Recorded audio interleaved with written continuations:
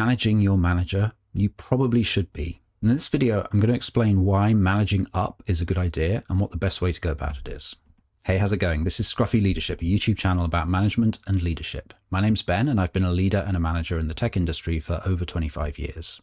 Okay, so what is managing up? Well, one way to think about it is that by managing upwards, you're taking some, but not all, of the responsibility for the relationship you have with your manager. Your manager still has to take at least some of the responsibility, probably at least half, depending on how senior you are. But if you want your relationship to be as healthy and as effective as it can be, then you have some work to do as well. Wait a minute. You're probably thinking, Why should I have to manage my manager? They get paid more than me. well, that's very true, I'm sure. But of course, no one is forcing you to manage up. What I'm hoping to convince you of is that by managing up, you can make your own job easier as well as your manager's. As well as the difference in salary, there's another imbalance. You only have one manager, whereas your manager very likely has multiple reports. And that doesn't let your manager off the hook, but it does mean that for you to manage all the people that manage you is not a big cost, relatively speaking. And the final reason for managing up is that it gets you what you want. Managing up is partly about making life easier for your manager, but it's also about making sure that your manager really knows you, making sure that you have as much influence with your manager as you can, and helping your manager to know what you need from them so that they can help you as much as possible. A key principle behind managing up is understanding.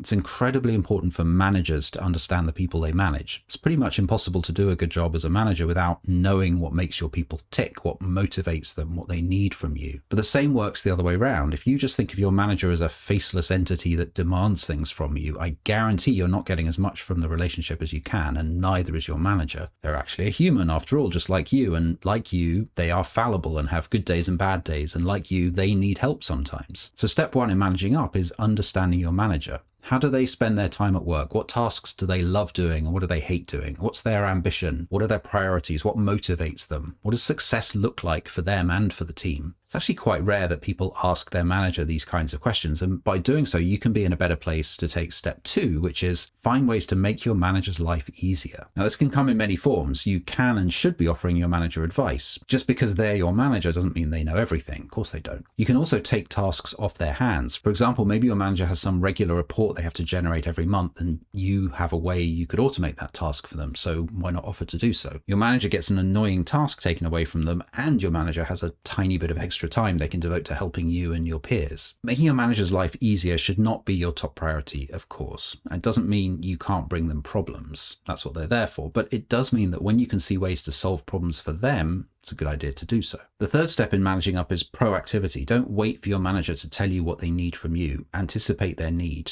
This ties back in with the first point. The more you understand your manager, the more able you are to anticipate what they might need from you. For example, maybe you're both about to be in a meeting with another team and you know your manager hasn't had time to prepare, so you offer to have a quick 5-minute briefing with them to get them up to speed. Fourth, communicate. This should be really obvious, but often I find that people think they should only really provide information to their manager when it's asked for. So as well as being proactive in identifying problems to tackle, you should also be proactive about communicating with your manager. Let them know what your achievements were this week. Let them know what your priorities are. Ask them directly for feedback and listen to what they tell you, and make sure that your understanding of their expectations of you are right. If you have a conversation with your manager about a task and disappear off for 6 weeks before delivering the result, the chances are you'll find that what you deliver isn't quite what they really wanted. If you give them a weekly update and ask for their feedback, you'll find out sooner and be better able to make appropriate shifts in direction. So no surprises is a good principle to follow. And finally, there will be times when you want to ask something of your manager. Change in role or a pay rise, maybe. The wrong way to do this probably is to just sort of barge into your manager's office, or metaphorical office more likely, and list your demands. Instead, take it slowly.